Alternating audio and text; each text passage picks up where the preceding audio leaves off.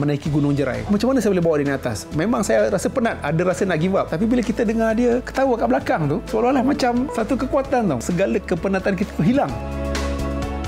Dia hadir ke dunia dengan cara istimewa, kita cuba hidupkan dia dengan cara istimewa. Bentuk dia unik, telunjuk macam telur itik, macam bola golf. Dia punya rasa tu dia kenyal.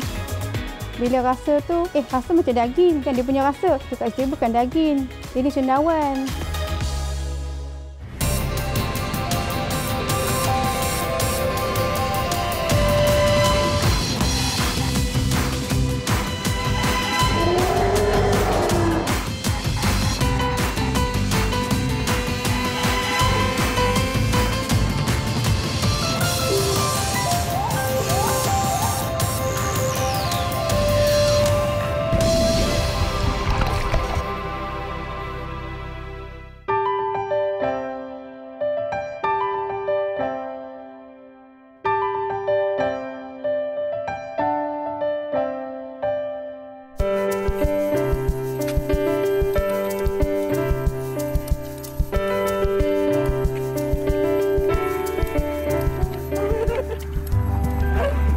Anak adalah anugerah dan amanah sekaligus, suatu harta paling berharga dalam hidup sesebuah keluarga.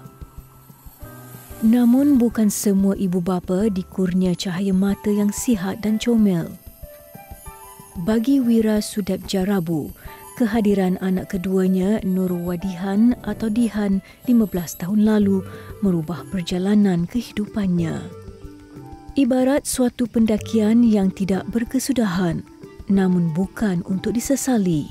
Ini kisah inspirasi untuk semua, baik yang tewas kudrat fizikal atau parah jiwa dan raga. Bersama Dihan, Wira cuba mencipta seberapa banyak kejayaan yang kini menjadi sebahagian daripada kenangan manis buat mereka sekeluarga. Malah ada antara pencapaian yang dilakar mereka kini menjadi inspirasi buat insan lain yang juga menempuh laluan sukar yang serupa.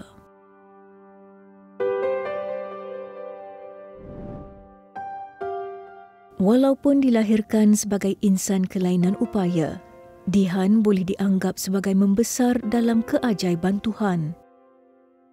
Anak kedua Wira dan pasangannya Nur Murni Dona Muhammad Nurdin ini boleh disifatkan mati hidup semula selepas diisytiharkan meninggal secara klinikal sejurus selepas dilahirkan. Asalnya dulu masa dalam kandungan dia normal, tapi lahir tak cukup bulan, lebih kurang 8 bulan, ada berlaku komplikasi yang dipanggil abruptio placenta. Uri dia tanggal sepenuhnya sebelum waktu bersalin. Jadi dalam tu dia dah terputus segala bekalan oksigen, makanan dan sebagainya. Masa dia keluar tu dia tak bernyawa, lebih kurang dalam 10 minit, iaitu kesan yang lebih daripada 2 ke 3 kali ganda manusia biasa kalau boleh bertahan dalam air. Jadi hari kedua semakin kritikal sampai doktor kata kami sebagai parent kena standby in case kalau dia tak boleh survive. Satu-satu miracle dia survive dan dia dia improve secara berperingkat sehingga boleh dikeluarkanlah daripada hospital. Cuma akibatnya dia jadi anak yang terlantar sepenuhnya. Awak dah bangun dah? Nak jalan ke? Nak jalan ke hari ni? Dah jalan lah pagi tadi kan. Dah jalan dah, nak tengok TV. Tengok lagu awak nanti kan. Tengok lagu awak Okey. Senyum sikit. Dah senyum dah. Okey dah. Tak nak mesin dah. Pasrah dengan ketentuan Allah, Wira dan isteri bertekad untuk membesarkan anak istimewanya ini walaupun terpaksa berdepan dengan pelbagai cabaran. Gaya hidup mereka berubah. Dalam tempoh 3 tahun pertama membesarkan Dihan, mereka terpaksa sentiasa berulang-alik ke hospital.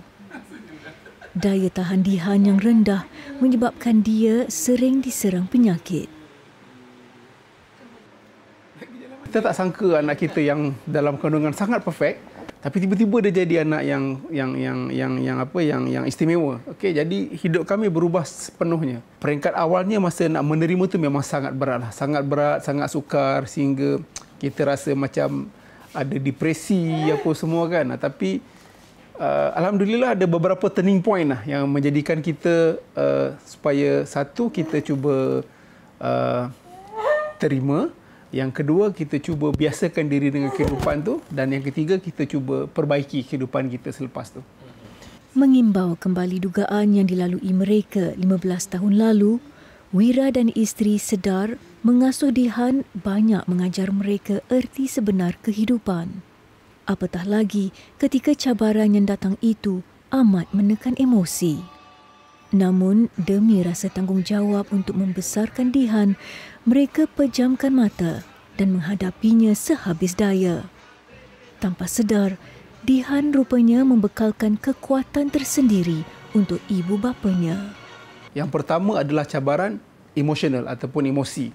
Okay, emosional ni, dia melibatkan pada kita punya kekuatan jiwa untuk menghadapi anak macam ni. Sebab, yalah, tiba-tiba kita dianugerahkan anak istimewa kan. Jadi, banyak kita berperang dengan emosi sendiri, nak jaga dia macam mana, kemudian kesan dia kepada masyarakat sekeliling. Kini, cabaran paling besar buat mereka adalah fizikal kerana Dihan semakin membesar. Cabaran yang kedua adalah daripada segi fizikal. Apa dia cabaran fizikal ni? Anak macam ni, dia tak mampu nak buat apa-apa. Okay, contoh biasa, kalau anak tu anak yang istimewa, ibu bapa dia kena menjadi pengganti deria ataupun anggota yang dia tak ada. Tapi kalau anak yang terlantar sepenuhnya, kita boleh ibaratkan tak ada apa pun. Kita bukan hanya menjadi anggota yang hilang, tapi seluruh panca inderanya pun kita kena jadi untuk dia. Sekarang Dihan dah besar, kan? Maknanya berat dia sekarang dalam 30 kilo lebih, jadi kita nak kena angkat. Satu hari boleh kata pergerakan dia dalam 3 ke 40 kali daripada katil, wheelchair, tempat makan, tempat mandi dan rutin hariannya yang lain. Kan? Saya buat masa ni masih ada lagi kekuatan fizikal. Isteri saya sendiri memang dah tak larat nak angkat dia. Jadi kita perlukan equipment tambahan untuk menjaga dia.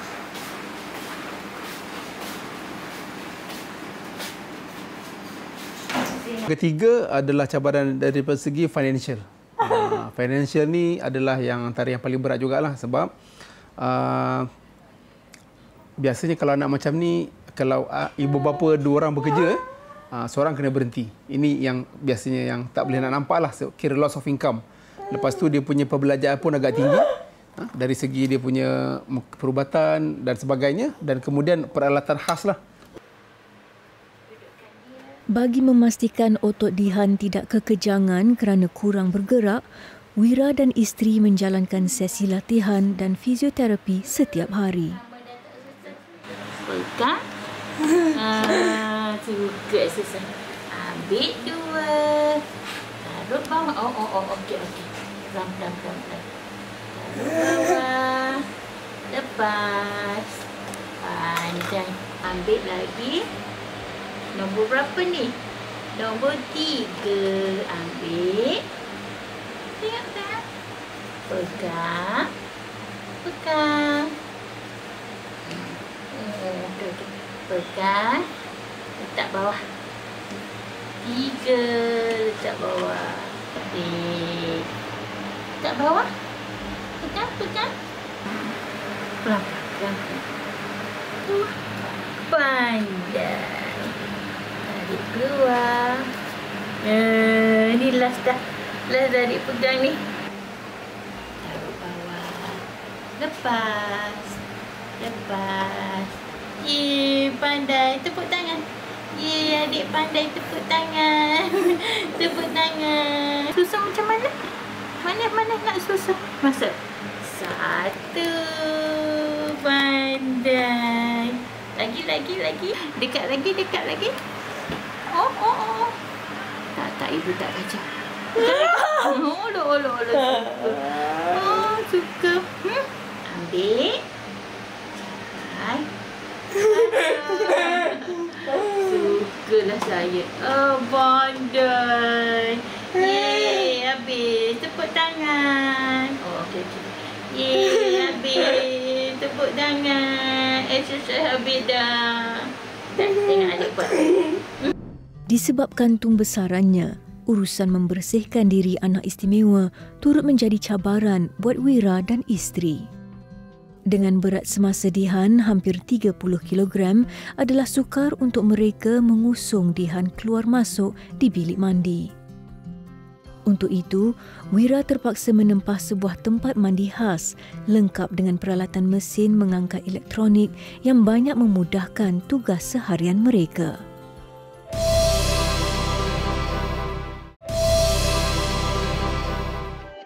Ketika Dihan kecil, mereka sekeluarga banyak berkurung di rumah bagi mengelak jangkitan penyakit terhadap bayi mereka. Namun, ini mencetuskan tekanan emosi dan psikologi kedua-duanya. Bagi mengelakkan ia menjadi lebih teruk, Wira bertekad mengubah cara mereka menerima takdir Jihan. Wira memutuskan untuk membawa Dihan berhadapan risiko dunia di luar. Kediaman mereka terletak berdekatan dengan Putrajaya, mendorong Wira untuk membawa Dihan bersiar-siar di beberapa taman di pusat pentadbiran negara itu. Selain menghirup udara segar dan melihat dunia yang lebih luas, tiba-tiba Dihan seakan mula berinteraksi dengan alam sekitarnya. Anak macam ni yang kurang bergerak, jangkitan pneumonia tu agak common pada mereka. Okey, jadi bila kita ada masalah macam ni, kita takut nak keluar. Jadi bila kita duduk kat rumah, lama-lama kita pun jadi tak sihat.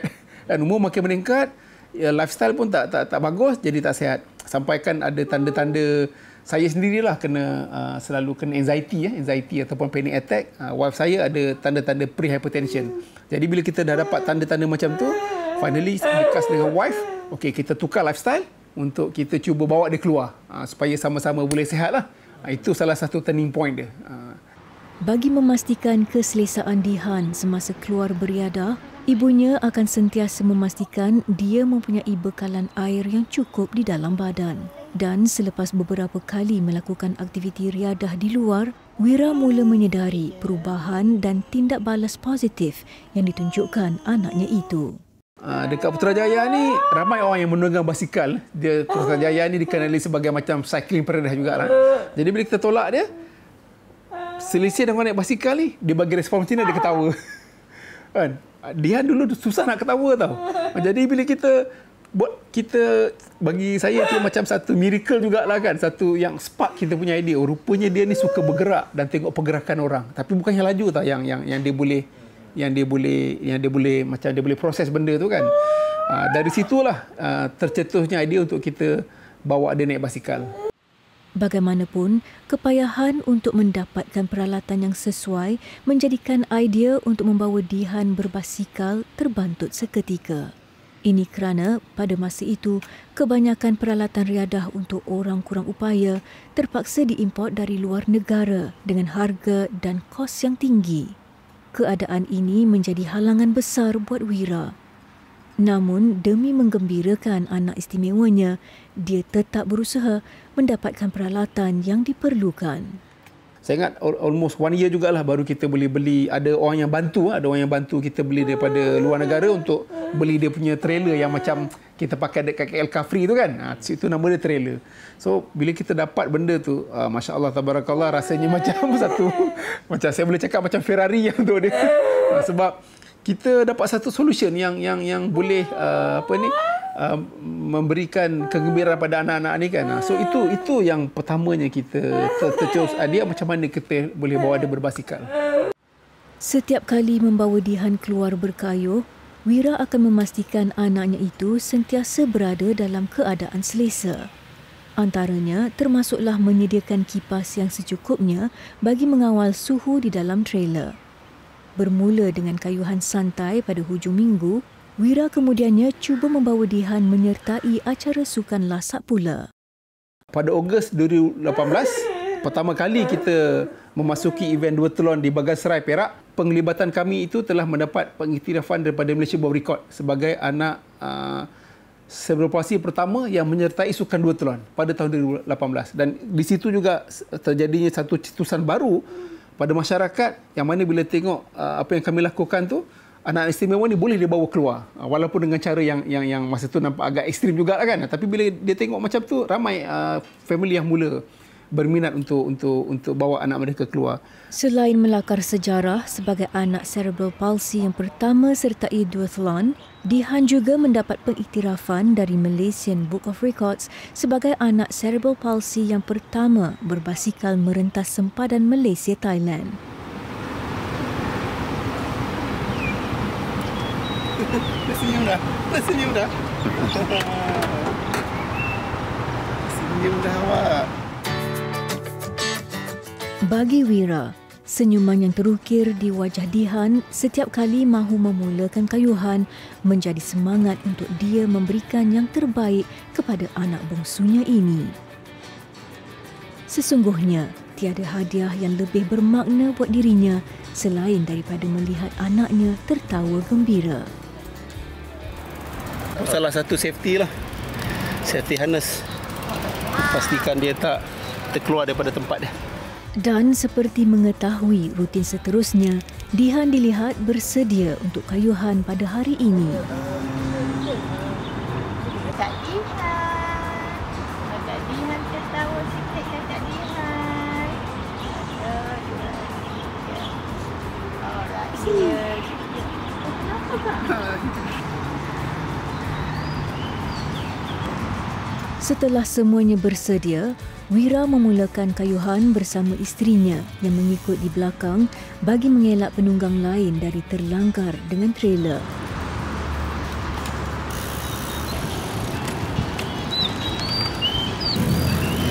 Awak kita ke belakang.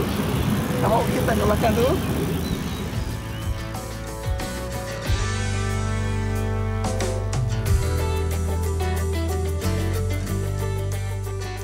Antara yang paling susah saya pernah cycling adalah menaiki Gunung Jerai. Ini siapa yang pernah naik Gunung Jerai tahu. Naik kereta pun kadang-kadang boleh rosak kereta tu naik sampai atas kan. Tapi macam mana saya boleh bawa dia naik atas? Memang saya rasa penat, ada rasa nak give up. Tapi bila kita dengar dia ketawa kat belakang tu, seolah-olah macam satu kekuatan tau. Macam segala kepenatan kita tu hilang. Kalau boleh kita nak sama-sama achieve benda tu kan. Sebab dia hadir ke dunia dengan cara istimewa dan kita cuba hidupkan dia dengan cara istimewa. Itulah yang saya cuba jadikan semangat untuk diri saya dan isteri dan seluruh keluarga kami lah. Bagi pasangan ini, acara bulanan KL Car Free Morning membangkitkan nostalgia buat mereka sekeluarga. Ini kerana KL Car Free Morning adalah acara pertama yang disertai oleh Dihan. Oleh itu, mereka seboleh-bolehnya akan membawa Dihan untuk menyertainya setiap bulan. Mula-mula masa nak pergi KL Car Free tu, memang kita rasa bercampur aduk lah. Kita rasa risau, kita rasa gelisah macam mana persepsi orang tengok nanti kan. Sebab kita bawa anak macam ni dengan satu cara yang unik yang orang lain tak buat. Jadi kita risau. Jadi bila tak apalah, saya dekat dengan wife saya, finally tak apa. Kalau kita tak cuba, kita tak tahu. So finally kami pergi satu family. Bila kami sampai, berkayuh di sana saja, terus menarik perhatian ramai orang yang melihat bahawa apa yang kami buat tu seolah-olah macam satu kekaguman bagi mereka kan, satu inspirasi bagi mereka. Bermula dari KL Car Free Morning pada 2015, sehingga kini Wira telah membawa Dihan menyertai lebih 200 acara kayuhan dan larian. Melihat kesungguhan Wira memberi kegembiraan pada anak syurga ini, seorang daripada rakannya telah tampil untuk menaja penyertaan Dihan. Sokongan seperti inilah yang menjadi pembakar semangat untuk Wira dan mereka yang senasib dengannya.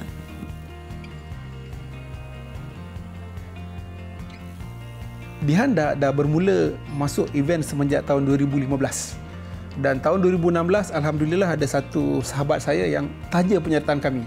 Ini saya nak cerita ni, sistem sokongan. Setiap orang boleh bantu satu sama lain dalam bentuk masing-masing. Macam sahabat saya ni, dia bagi tahu saya, awak buat Dihan gembira, saya support dari segi penyertaan. Itu yang saya mampu untuk menyertai semua acara-acara yang kami sertai lah.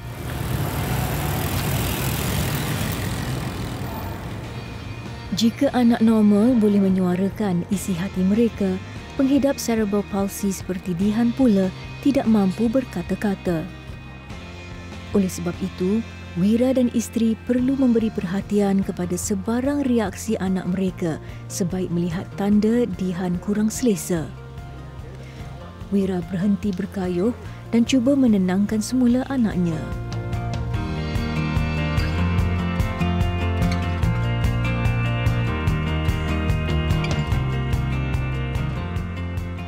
Kadang-kadang dalam satu keadaan dia tak selesa. Cuma kita tak tahu apa yang dia tak selesa tu. Mungkin apa ni, panas ke gatal ke, kita tak tahu kan, sebab dia tak boleh bercakap. Jadi macam baby lah, kita kena angkat dia. Lepas tu kita kena tenangkan dia macam ni. So saya kena duduk dia, kena tepuk-tepuk dia. Cuma kalau dalam ada misi-misi kayuhan yang besar, macam kami pergi ke tempat-tempat yang mencabar tu, biasanya ibu dia akan bawa kereta lah. So kita kena letakkan dia dalam kereta untuk rehat. Lepas dia okey. Cuma dia macam dia punya tantrum tu datang. Tapi dia tak mengamuk macam orang lain lah. Cuma ini cara dia. Dia tak selesa. Setelah Dihan tenang, mereka akan meneruskan semula kayuhan. Penyertaan mereka dalam pelbagai acara berkenaan telah membolehkan Wira membawa anak istimewanya ini mengembara hampir ke serata pelosok Semenanjung. Kegigihan Wira yang mahu melihat anaknya gembira menyaksikan Dihan menjadi anak cerebral palsy yang pertama berjaya menempuh 7 puncak bukit yang menjadi idaman peminat acara berbasikal. Antara puncak berkenaan adalah Gunung Jerai Kedah, Bukit Jugra Selangor, Bukit Miku Negeri Sembilan, Wang Kelian Perlis dan juga Fraser's Hill di Pahang. Walaupun memenatkan, namun bagi Wira, ia amat berbaloi berikutan perubahan ketara emosi anaknya itu. Dihan yang dahulunya kerap menangis, kini sering tersenyum dan ketawa setiap kali dibawa berinteraksi. Perubahan emosi Dihan ini telah dikongsi Wira di media sosial dan mendapat reaksi positif, terutamanya daripada insan-insan yang senasib dengannya. Mula-mula bila saya buat benda ni sebab Dihan suka, Dihan happy. Itu pada awalnya. Jadi bila kita dah boleh gembirakan dia dan bila kita tengok feedback yang positif, kita dapat vibe daripada orang lain, jadi kita pun jadikan sebagai satu benda yang boleh menginspirasikan orang lain untuk menjalani kehidupan yang lebih baik. Saya makin dapat banyak respon daripada teman-teman senasib, termasuk di luar negara, di Indonesia contohnya. Dan apa yang saya dapat daripada feedback mereka ni, yang mana beberapa orang yang telah, maaf cakap, kehilangan anak mereka. Bila kehilangan anak mereka ni, mereka mengatakan satu benda yang sama pada saya. Satu, macam mana kalau kita sedia sekalipun, kita tak akan bersedia bila benda tu berlaku. Ini mungkin normal untuk semua orang yang mendapat kehilangan. Dan yang kedua ni, ini memang satu yang sangat menyentuh hati saya lah. Mereka berkata, andainya masa tu boleh diputarkan balik, dia nak hidup sehebat ataupun sedaya upaya mungkin dengan anak dia.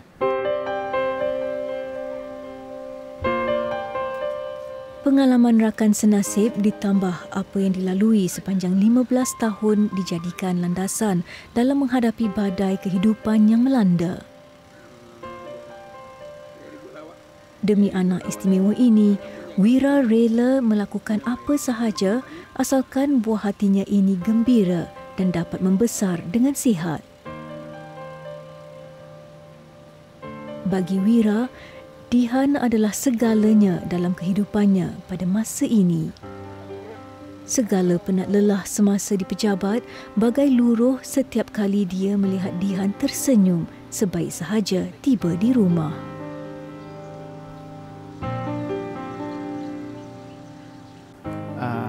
Mungkin ramai yang kata saya ni ayah yang mungkin hebat, luar biasa atau sebagainya lah. Cuma saya nak beritahu secara jujurnya, bagi saya yang luar biasa adalah Dihan sendiri dan juga ibu dia. Ni dua insan yang luar biasa bagi saya. Saya cuma tumpang kehebatan mereka saja. Itu yang pertama. Okay. Jadi kalau ada kelebihan sedikit pun, itulah yang saya boleh buat untuk saya berbasikal, berlari dan kongsikan semangat ini dekat masyarakat luar sana. Tapi saya nak bagi tahu bahawasanya semua penjaga pada anak-anak istimewa adalah yang luar biasa bagi saya.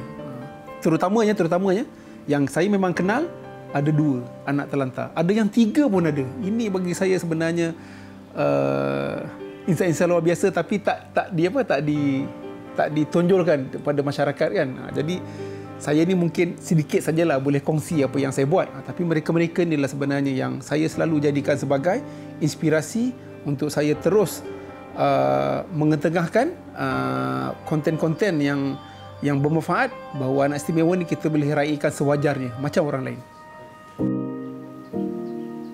Sesungguhnya kasih ibu membawa ke syurga, namun kasihnya ayah sanggup berkorban nyawa. Walaupun jarang mengungkap kata-kata sayang kepada anak, namun sosok tubuh berkenaan sanggup berbuat apa sahaja demi melihat senyuman terus terukir di bibir permata hatinya.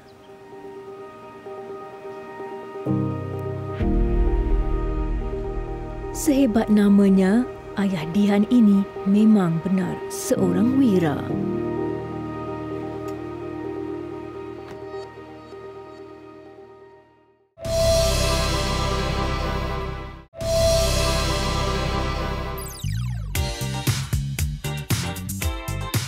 Belum ni memang tak pernah dengar saya pun.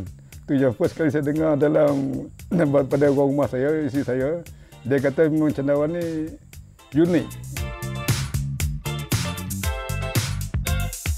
Bila rasa tu, rasa macam daging. Dia bukan daging. Ini cendawan. Cendawan orang tak pernah buat serunding.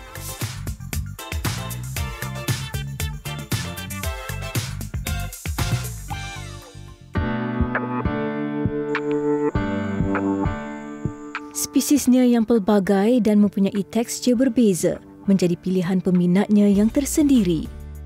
Cendawan Volvariella atau turut dikenali dengan nama cendawan jerami antara jenis tumbuhan kulat yang semakin popular diusahakan masa kini. Bentuknya yang seakan-akan telur dan rasanya seperti daging ayam ini mendapat permintaan tinggi di pasaran luar negara, terutama Asia Timur. Di tangan anak jati selama Perak ini, produk yang semakin mendapat tempat di pasaran ini telah dipelbagaikan hasilnya.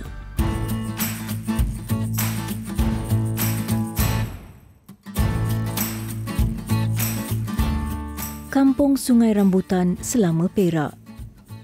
Siti Fauziah Wan Daud, 51 tahun atau lebih dikenali dengan nama Kak Siti oleh penduduk setempat, mengusahakan cendawan Volvariella ini sejak setahun yang lalu. Pengusaha kecil ini tidak menyangka niat asalnya yang hanya ingin mencuba memberi pendapatan luar jangka buat mereka sekeluarga. Awalnya yang Kak kenal ni sebab cuma nak tahu, nak mencuba apa itu cendawan Volvariella kan. Lepas bila dah kenal, jatuh cinta pula. Salah satu sebab dia adalah sebab dia unik. Lepas tu jarang-jarang jumpa dan jarang ada di Malaysia ni. Lepas tu dia punya rasa, tekstur dia tu lain daripada cendawan yang kita rasa tiram, sisir ataupun citaki yang kita biasa tengok di pasaran lah. Siti berhenti kerja pada akhir tahun 2020 yang lalu disebabkan masalah slip disk tahap 4 yang dialaminya.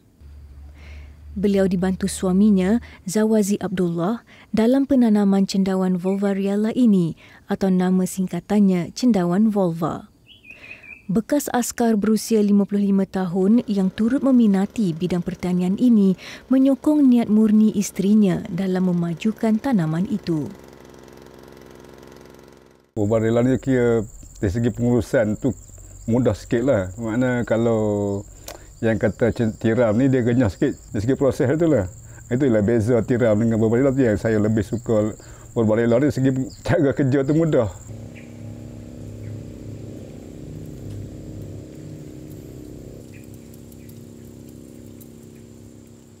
Proses mula tu daripada kita ambil tandan sawit dan bawa mari ke kawasan projek saya ni, dan kita tandan tu kita peram dulu 10 hari dan dalam masa yang sama tu kita siram selang 3 hari atau 2 hari sekali, siram sampai dia cukup basah. Selepas 10 hari kita baru kita pindahkan ke bansal untuk di tapak semayang tu lah. Tandan kelapa sawit yang dibeli dari kilang berdekatan perlu disiram sebelum disusun di dalam bangsal. Menurut Zawazi, siraman air yang banyak ini adalah satu langkah dalam proses pemeraman agar tandan sawit cukup lembap. Air yang mencukupi perlu bagi merangsang pertumbuhan benih cendawan. Tandan sawit basah tadi akan ditutup dengan kanvas sebelum dialih masuk ke dalam bangsal.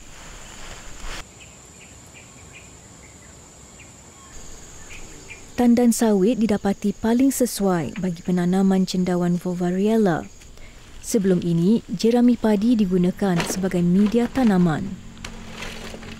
Penanaman cendawan yang berkonsepkan 3T ini, iaitu tanam, tunggu dan tuai ini lebih menarik kerana 100% organik tanpa menggunakan sebarang baja mahupun racun serangga.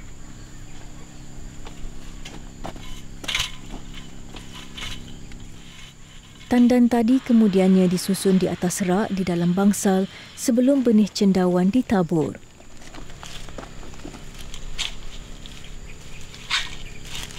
Zawazi dan isteri dalam usaha menambah sebuah lagi bangsal bagi menampung permintaan terhadap cendawan Volva yang semakin meningkat.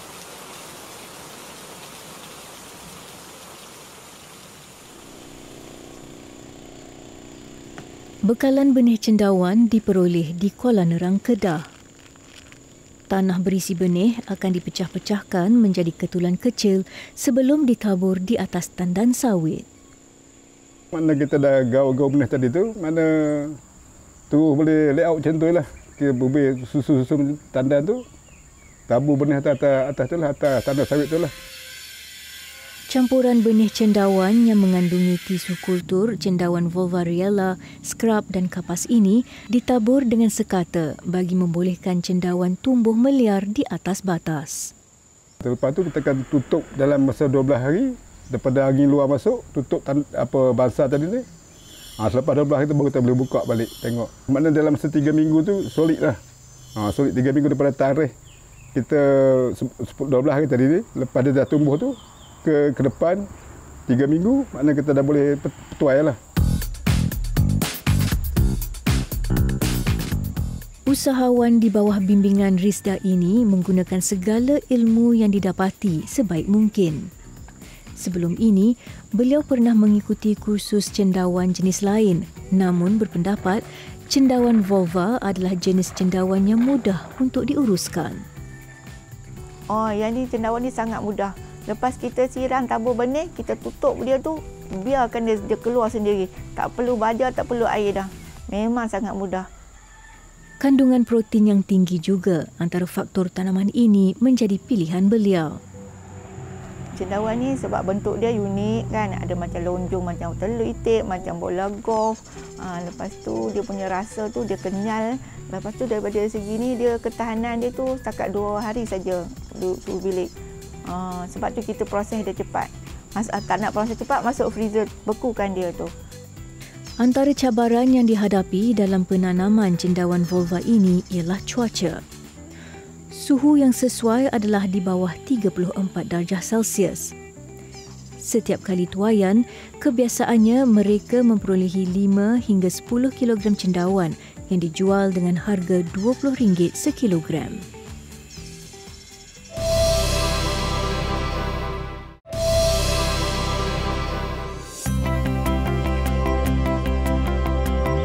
Kreativiti dalam sektor makanan pada masa ini menghasilkan pelbagai jenis produk baharu. Siapa sangka, cendawan juga boleh dijadikan serunding.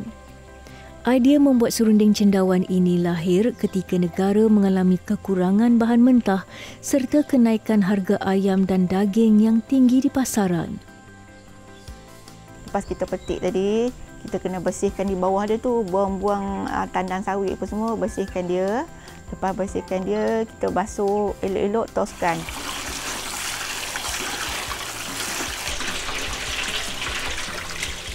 Bagi pembuatan serunding cendawan, Siti menggunakan bahan-bahan yang sama seperti membuat rendang.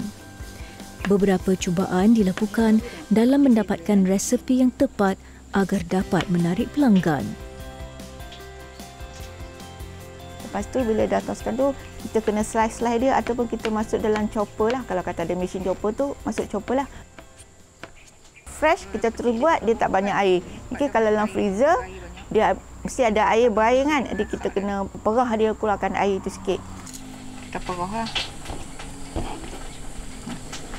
Air banyak. Kan. Bekas pengurus pos daerah selama ini menghasilkan serunding cendawan pada skala yang kecil bagi menjaga kualiti produk yang dihasilkan. Itu kita siapkan bahan-bahan dia seperti serai, santan, kerisik, lepas tu cili kering, bawang, jintan manis, lepas tu ketumbar lah, garam sebut perasa lah. Bahan-bahan tadi akan dipotong kecil terlebih dahulu sebelum dimasukkan ke dalam pengisar dan dikisar dengan halus.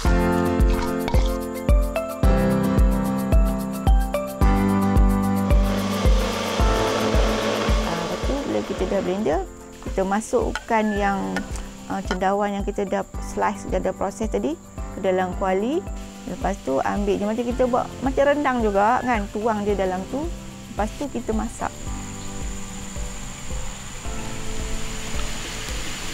Bahan kisar akan dituang di dalam kuali dan dikacau agar cendawan dan bahan kisar tadi masak sekata.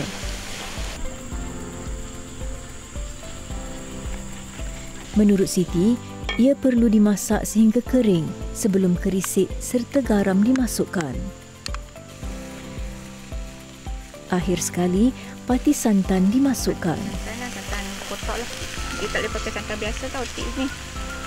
Sebab santan ni kalau dah dicampur dia punya ni kan, santan ni dia pure tak boleh. Bila dah kering, kita biarkan dia sekejap sebab dia lagi kita goreng yang ni dia akan lagi, sebab dia keluar air kan, dia tak boleh betul-betul kering. So kalau kata kita nak cepat, tinggalkan dia sekejap, bagi dia sebati semua tu. Bagi dia sejuk, masuk air fryer. Tapi masuk air fryer pun 3-4 kali lah kerja kan. Lepas buat, tengok tak kering lagi, masuk lagi. Sampailah dia jadi betul-betul kering. Proses mengeringkan serunding cendawan ini agak renyah. Namun, tidak mematahkan semangat Siti dalam memperkenalkan serunding cendawan buatannya. Bila orang dah ketahui dah ada kat sini dah ada tempat dia jual cendawan ni dan tanam ni, dia akan datang carilah. Lepas tu kalau yang nak serunding pun macam tu juga. Ejen-ejen lah selalu datang macam mana, confirm ada ke tak ada kan. Ada, barulah dia datang ambil. Faridah Muhammad Yatim atau lebih dikenali dengan panggilan Kak Yong antara ejen serunding cendawan Volvariella. Beliau yang memiliki sebuah butik menjadikan premisnya itu sebagai tempat bagi membantu Siti dalam memasarkan produk serunding cendawannya. First kali kita orang pergi kursus sama-sama. So Kak Siti ni dia bawa dia punya cendawan serunding yang dah siap lah. Dia bagilah kita orang rasa. Bila rasa tu, rasa macam daging. Kan dia punya rasa. Bukan, tu Kak Siti bukan daging. Ini cendawan. Lepas tu dah rasa macam dia unik kan. Dia unik. Cendawan orang tak pernah buat serunding. So Kak Ayun balik dulu minta dekat Kak Siti boleh tak jual kat Kak Ayun 1 paket tu. Kak Ayun balik bawa tu pergi makan dengan suami pagi. Kita orang makan roti first tu sebab tak ada nasi kan pagi. Makan roti, rasa benda ni boleh buat ke tengah ni. Bagi Kak Yong tidak sukar untuk menjual produk serunding cendawan ini. Lebih mudah beliau memberi pelanggan butiknya untuk mencuba sendiri rasa serunding selain menjual di butik. Kak Yong turut memasarkan produk serunding cendawan ini dalam talian. Ada juga antara pelanggannya dari Sabah dan Sarawak. Mula-mula dia orang takut sebab dengan cendawan dia takut kan. So Kak Ayun kata cuba. Lepas tu tunjuk dia punya gambar cendawan tu. Dia orang kata nak cuba. So bila cuba tu terus dia orang repeat order lah. Serunding cendawan dengan berat 200 gram mampu dijual dengan harga RM27 bagi setiap paket. Usaha ibu kepada 5 orang anak ini harus dipuji. Biarpun mempunyai masalah kesihatan, Siti tidak menjadikan itu alasan untuk berusaha dan berjaya. Kalau yang fresh, kita masak lemak, masak tom yam, masak sup, goreng kunyit, ataupun goreng biasa pun boleh. Lepas tu boleh juga buat untuk celup tepung tu.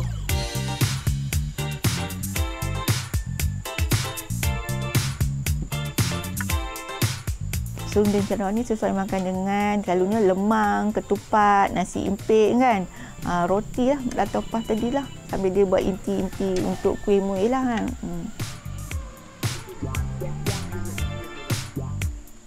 Selain dijadikan sebagai bahan masakan, cendawan Volvarella yang dijadikan serunding ini bukan sahaja sesuai dihidangkan bersama nasi impit dan lemang. Malah, ia juga turut dijadikan inti bagi roti dan juga pizza. Siapa sangka bahan ringkas ini mampu mengganti protein daging lembu dan ayam untuk menghasilkan menu menarik buat santapan seisi keluarga.